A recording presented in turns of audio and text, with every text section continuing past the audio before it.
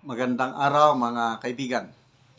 Pag-usapan natin ngayon ano ang magiging epekto sa buhay ng mamamayang Pilipino ang pag-upo ni US President Donald Trump sa January 20. So, 10 araw na lang, uupo na siya. Maapektuhan ba ang buhay ng ordinaryong Pilipino? So, mayroong napakagandang paliwanag ni Professor Malutikia tungkol dyan. Kaya gusto kong i-share sa inyo at bigyan natin ng reaksyon. Ito. Unang-una, kung titingnan niyo ng background ni Mr. Trump, negosyante ho yan. Sanay ho yan to make deals. At the end of the day, gusto niya parating lumalabas win-win. Kaya nga ang mantra niya, make America great again. So, lalabas ho tayo at lalabas doon sa kalaksan ng ekonomiya ng Estados Unidos. Ngayon ho, medyo may problema, no? Pero tingnan ho natin, paano nanalo ang pula, no? Pag tiningnan nyo, may blue map at may red map. Pag tiningnan nyo yung dulo, sa dulo ho, nanalo ang presidente at ang vice-presidente kasi ho yun, team voting. You vote for the president, kasama na si vice president. Yung vice president ho niya, batang-bata yan. Dating senador, no? Meaning, generational yung approach ng pagpili kay President Trump at sino yung vice president niya. Makikita po nyo, lumalabas na yung mga pangalan na sinasabi na uupo bilang kalihim sa kanyang kabinete. Pero ano ho ang pinaka-impact ng pagkapanalo ng Republicans? Ang Senado ho, controlled ng Republicans ngayon. Ang tagal-tagal ho yan na Democratic-led, no? Ang vice-presidente ho sa saligang batas nila ay umuupong presiding officer. Hindi siya bumuboto lamang siya to break a tie. So ganun hong kaganda ng setup sa Amerika, no? Isa pa, ang House of Representatives controlled ng Republicans. Noon dati, Republicans ang may control. Ang nakakagulat ho, ang labanan sa governorship, no? Ang Republicans, 27 states ang kanyang napanalo ang governor, samantalang ang Democrats, 23 states ang napanalo ang kanilang mga kandidato sa gobernador. Titingnan po natin, no? Tayo, sanay na sanay tayo yung mandato ng tao. Ang boto ng tao, that determines kung sino presidente o vice-presidente sa atin. Sa Amerika po, yung popular vote na tinatawag na boto ng tao, iba po yun sa Electoral College. Bakit po may Electoral College? Para masinsin kung nagtatay sa ibang lugar at iba't iba kung saligang batas ang bawat state nila. Merong ibang state dyan, nagre-register ka lang on the day of the election. So, ibang-iba ho ang sistema sa Amerika. So, ang pang-control at pang-mediate nung mga magugulo at masisikip na labanan sa states, yun po ang Electoral College. So, Electoral College, nanalo po si Trump at sa popular vote, nanalo si Trump, no? Titingnan rin po natin, bakit siya nanalo? Ano yung tatlong issues na tinindigan ni Trump? Economy, kasi gusto niyang ma-revive ang American economy. Yung American dream has to be real, sabi niyang ganyan. Pero iba na po ang mundo, ang global geopolitics ay ibang-iba na. Makikita natin in terms of GDP, in terms of investment, ang China talagang matayog. Ngayon, ang challenge kay Mr. Trump is, makikipagnegosyo ba ako sa China? Kasi biggest market ang China. Makita nyo doon sa semiconductor chips, yung labanan na yun, matindi ho yun. So, apart from the economy, ang sumunod na issue na concern ng mga Amerikano ay yung future ng kanilang mga anak. So, meaning, hindi lang yung ngayon, pero sinisigurado na yung sa susunod na henerasyon, capable pa ang ekonomiya ng Amerikano para magkaroon ng negosyo, ng trabaho, ang mga anak ng kasalukuyang henerasyon. At ang pangatlo is, ayaw nilang makipaggera. No? Malabas po doon sa tatlong issues. We do not want war. So pag ganon, ibig sabihin, hindi magiging number one cup ang Amerika globally. Tingnan po natin ngayon ang pag-pivot ni Mr. Trump kasi may issue sa Middle East, Israel, ang Hamas, may issue sa Iran, may issue sa Taiwan, dito sa ating panig ng mundo, may issue sa China. So, lahat ito papasok dun sa decision making ng uupong presidente sa January 20. Napaka-importante po ng Amerika sa Pilipinas dahil kung titingnan nyo ho, nung panahon ni Duterte, tayo ho ay neutral. Independent foreign policy, neutral, non-aligned. So, lumawak po ang ating mga kaibigan sa ibang bansa. Lumawak ang pakikitungo ng mga dayuhan na mamumuhunan sa Pilipinas.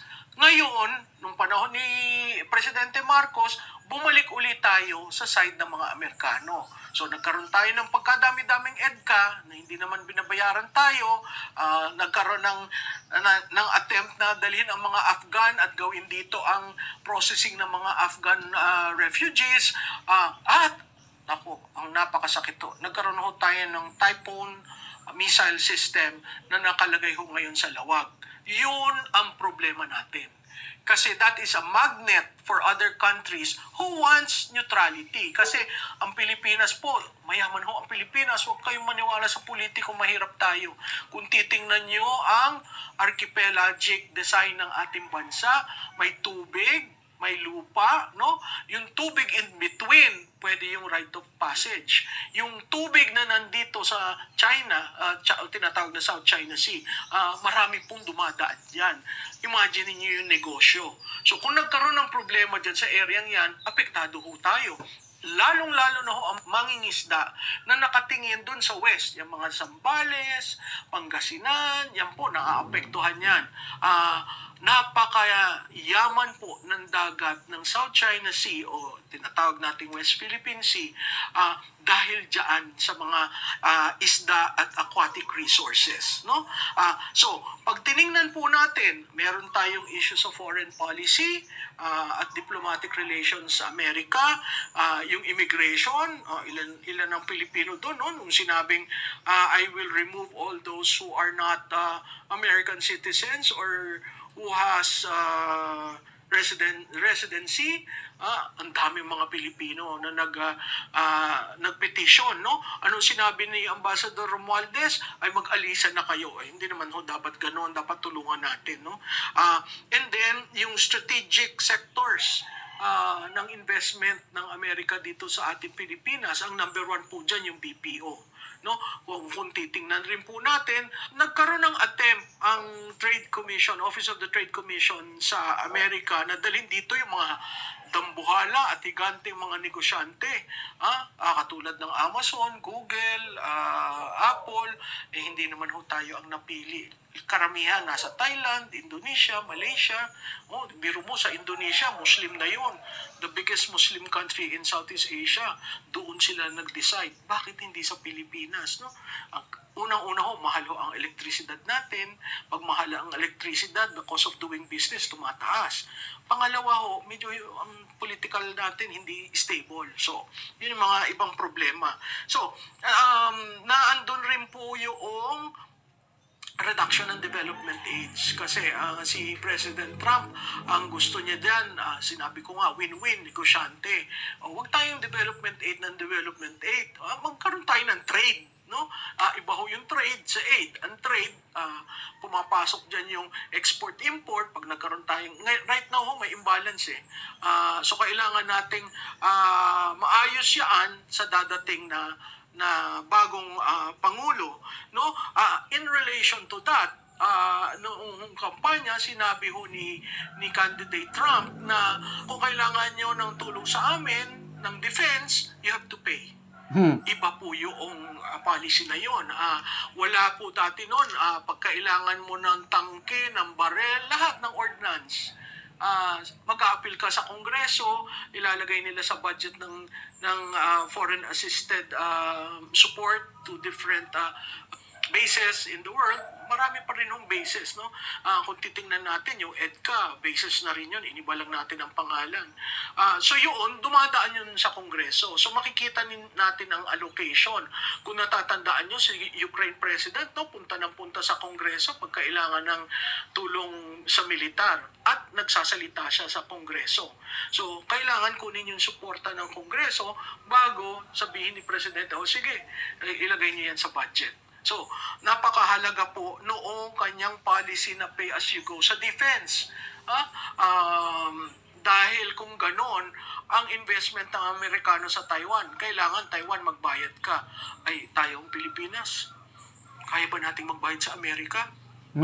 Kaya, malaking palaisipan ho yun kung paano natin gagawaan ng protection yung barrier na nakalapit. So, summarize ko na sa defense natin. Malaking epekto. Ito nga ang papalabas na Biden administration eh. Sinsilyo lang ang, puros pledges lang ang binibigay sa atin eh. Kung meron tayong natanggap, napakaliit. Yung $500 million na pledge hanggang ngayon wala. Nasa Kongreso pa. Halos para tayong pulubi sa tingin ng Biden administration, puro salita lang na tuwan-tuwa naman ang Marcos administration, tuwan-tuwa ang mga defense official na tayo daw, ironclad commitment, but as in, wala. So, pronouncement ng candidate Trump na you must pay. Sabi naman ng Defense Secretary natin, exempted daw tayo doon, hindi daw tayo magbabayad. I don't believe so. Kasi ayaw nila ng gyera eh. Ayaw niya ng ganun, nagbibigay ng tulong in terms of military equipment. Kasi sa nakikita ko, gusto niya makipagkaibigan sa China. Kasi nga, iniimbitahan niya ang Chinese president sa kanyang inaugurasyon. So, to me, that's a good sign. Kaya, apektado tayo sa defense and security. Huwag na tayong aasa sa tulong ng Amerika. Dapat self-reliant tayo. Kagaya ng ginawa ni PRRD, panahon niya. Ang daming nabiling defense equipments. Ngayon, anong mabibili natin? Binawasan nila ng how many billion? 15 billion ba yun? Kaya, yun, apektado tayo sa pagpapalakas ng ating puwersa dahil magbabayad tayo. Next, yung undocumented Filipinos doon, I believe, tututuhanin yung campaign promise na paalisin ang mga illegal immigrants. So, apektado ang Pilipino, babalik sa Pilipinas. Dagdag pasanin ng gobyerno. Ano pa? Yung lumalakas na dolyar, apektado tayo niyan. So, ang